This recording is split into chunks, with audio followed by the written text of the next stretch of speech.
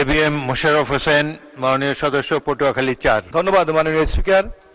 আমি ইকরামুল টিপুর মতে প্রশ্ন করতে চাই। আমার যে নির্বাচনী আসন ১১৪ পটুয়াখালী ৪, সেখানে ব্রিটিশ আমল থেকে চৌকি আদালত ওখানে আছে।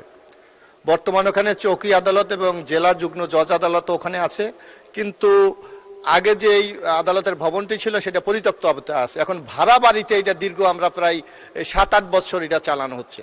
তো আমি মাননীয় আইনমন্ত্রীর কাছে প্রশ্ন রাখতে চাই, কবে নাগাদ এই উপজেলা পর্যায়ে এই আদালত ভবনগুলি তৈরি করার জন্য তারা প্রয়োজনীয় ব্যবস্থা গ্রহণ করবেন? ধন্যবাদ মাননীয় স্পিকার।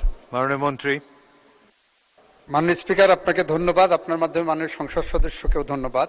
বাংলাদেশে বর্তমানে ৬৪টা জেলা, ৬৪টা জেলায় আদালতের বাইরেও ৭৪টা চৌকি আদালত আছে।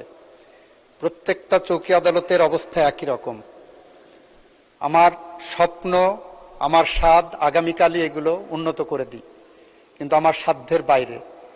তো আমরা এটা পর্যায়ক্রমিকভাবে চৌকি আদালতগুলোকে নির্মাণ সংস্কারের দিকে এগিয়ে যাচ্ছে, এবং গতকাল রাতেই সমস্ত স্কিম নিয়ে আমি মাননীয় প্রধান বিচারপতির সাথে কথা বলেছি। আমরা এই কাজগুলো দ্রুত গতিতে এগিয়ে নিয়ে যাব পর্যায়ক্রমিকভাবে। আপনাকে ধন্যবাদ মাননীয়